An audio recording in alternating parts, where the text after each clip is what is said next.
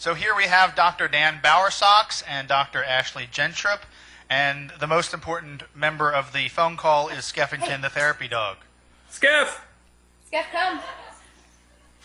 There we go. Skeff, on.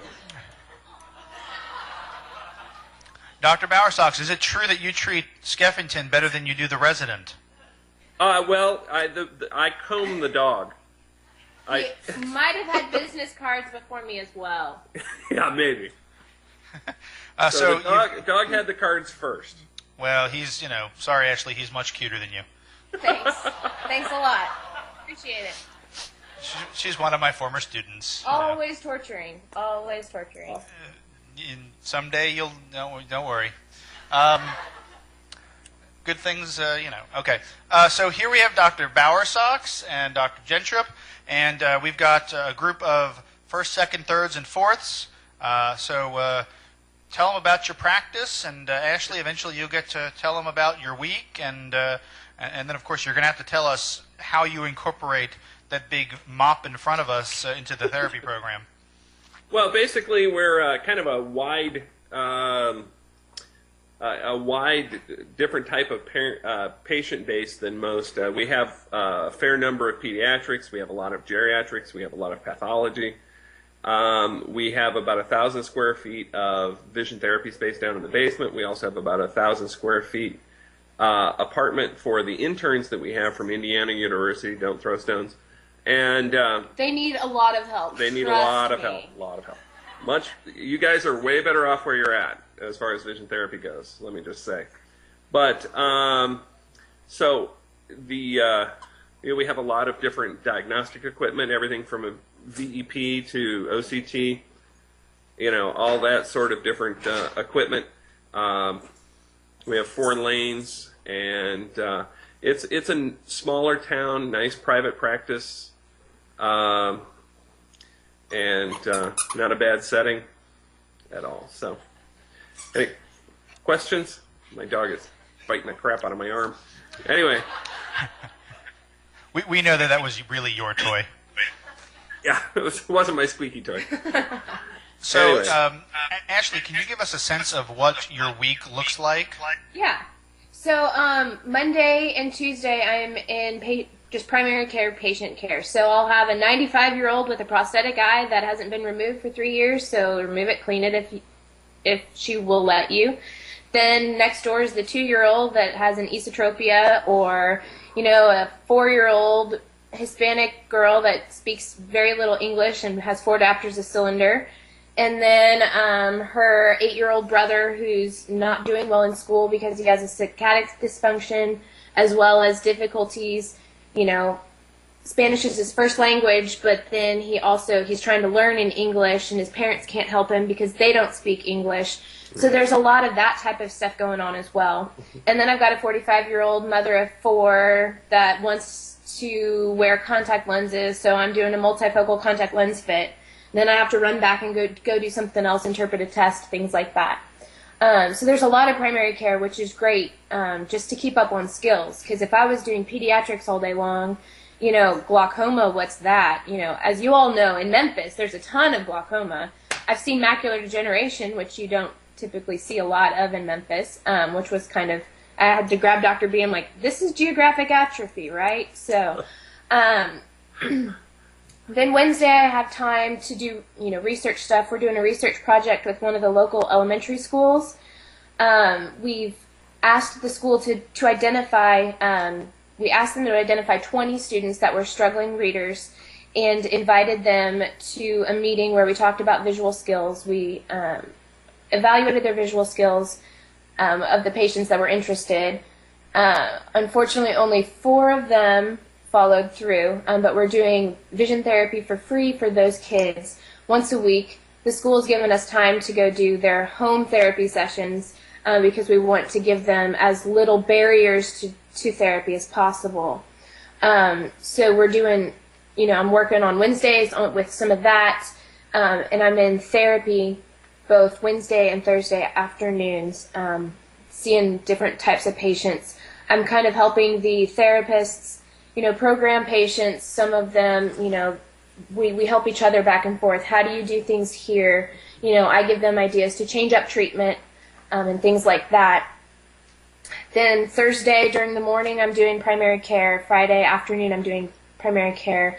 Friday morning, I'm doing stuff with the staff, training on OCT, trying to help better the practice as well, getting a little bit of private practice experience as well as clinical experience, which I feel is really important, which makes, Dr. Bowersox's residency a lot different from the school-based residencies. So there's that. So we do have a large Hispanic patient base. We're running probably about 25% Hispanic, and of the exams we do, I would say that probably 5 to 10% of them are done in Spanish. So if you speak Spanish, that's a big help. If you don't, we have plenty of staff around that speak Spanish, so it's not a deal breaker if you don't. Right. And typically, I just say, "Lo siento, mi español es horrible." Horrible. And then they kind of laugh, and they know that their English might not be the best. So then we do a kind of a combination of English, Spanish, and sign language. Los ojos no trabajan juntos type stuff. And then they kind of get the idea. So, Dr. Gentrup, if I didn't know you, I would think that you were a natural Spanish speaker. Right? I know, Dr. Tal. So it's just so smooth. Your response needs to be gracias. Yeah. De nada. So can you tell everybody what you're looking for in a resident, Dr. Bowersox? Actually, what I'm looking for is another person like this. Basically, very self-motivating, excellent with patients.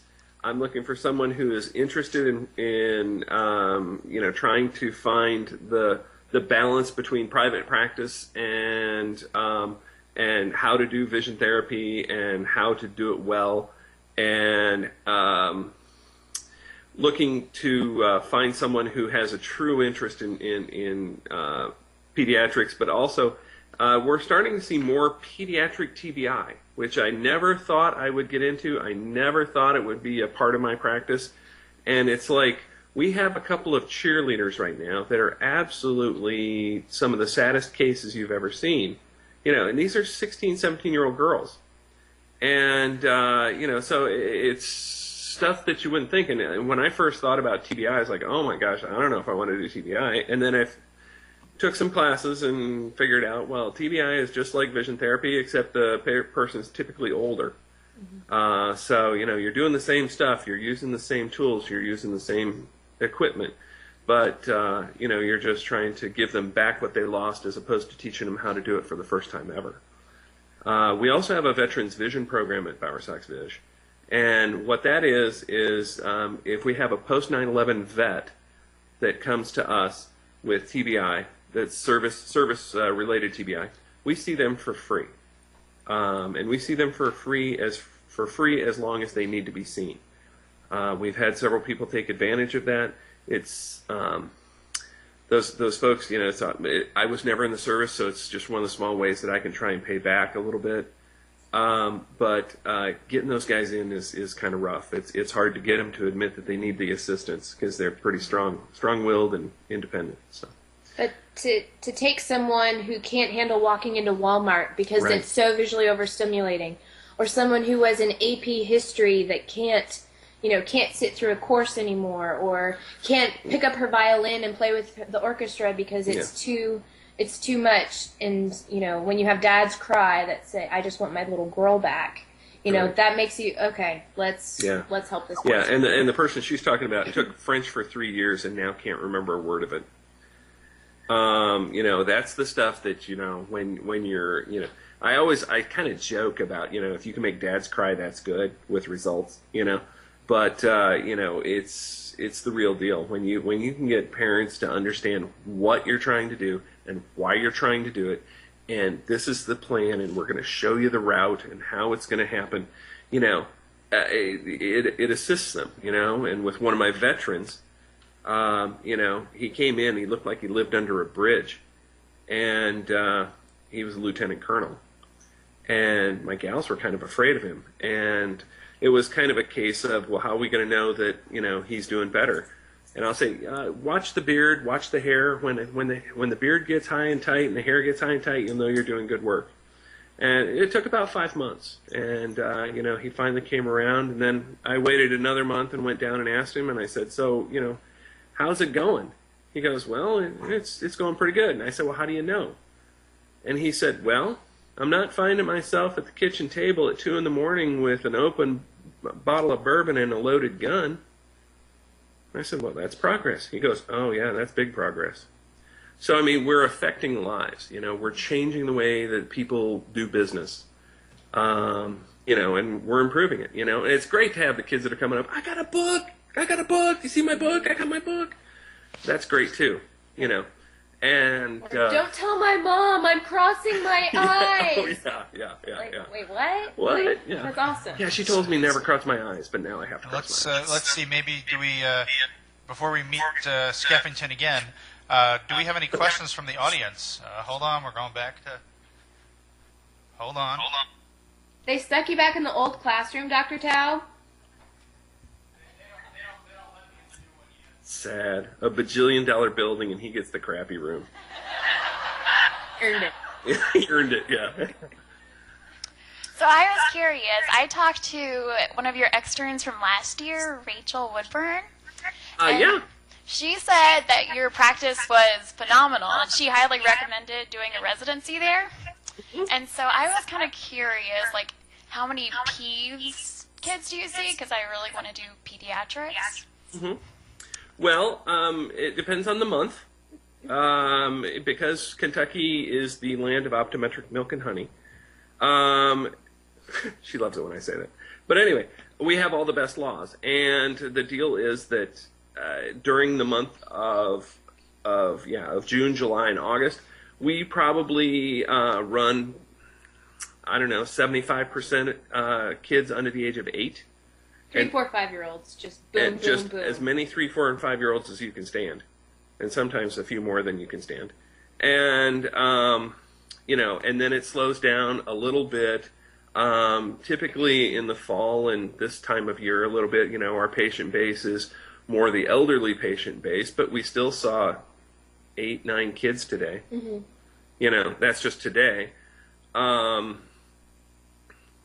least 9, and. So we're never not seeing children. We're always seeing. There'll be a kid on your schedule every day. I guarantee it.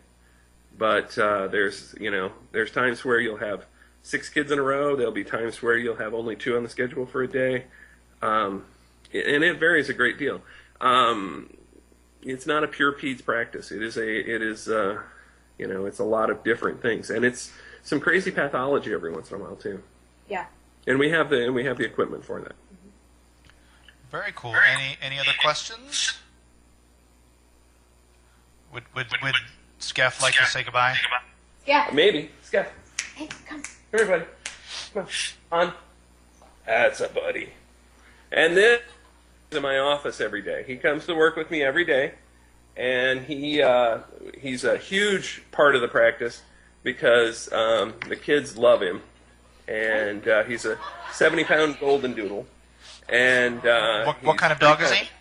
Golden doodle. It's golden retriever and poodle. Dr. Talbot, he'd be like your dogs with 4 tranquilizers. What was that? What was that? It would take your dogs a few tranquilizers to get to the chill of Skeff. Skeff is pretty chill, I have to say, for the most part. But he's 11, almost 11 months old now. So. But he's great. A lot of kids are a little apprehensive about coming to the doctor. The chair looks like the chair that they see at the dentist when they had to get their cavity filled, or the shot that they had to get at their pediatrician. And so, we let them explore. There's no shots here, no shots here. And if they're still a little nervous, how do you feel about dogs? Even if they're afraid of dogs, they still will look through the window at the big fluffy white thing. Mm-hmm. Is he real? Yeah. He's moving? Okay, and then we warn them. He's very friendly. He does like to kiss. He'll lick all over your face.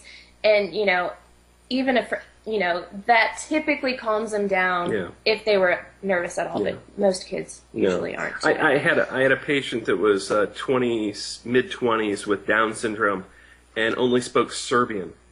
And even though she had a translator, she was pretty apprehensive about the whole thing. Fortunately, she spoke fluent Big White Fluffy Dog. And so I brought Skeff into the room, and she was just, super calm after that, and everything was great. And as long as she got to pet the dog, I could do anything I wanted. So it worked out real well. And, it's a big motivator for kids. Hey, if you work really hard on this vectogram, we can go upstairs and play with Skeff afterwards for 5 minutes. Oh, okay, all right, I'll do that. So, and to answer your question, we will not be having any therapy dogs in the Southern College of Optometry clinic anytime soon. Just wait, Dr. Tao. I'm just saying.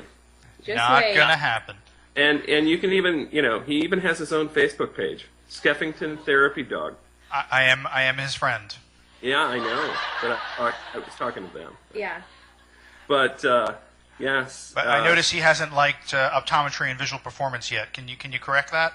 Oh, see, I'll try, but it's so hard. No opposable thumbs. Mousing is hard for him. I bet Ashley can make that happen. I bet. Well, thank you, Dr. Bowersox. Thank you, Dr. Gentrup. You're welcome. Thanks, guys. Have a great night. Thank you.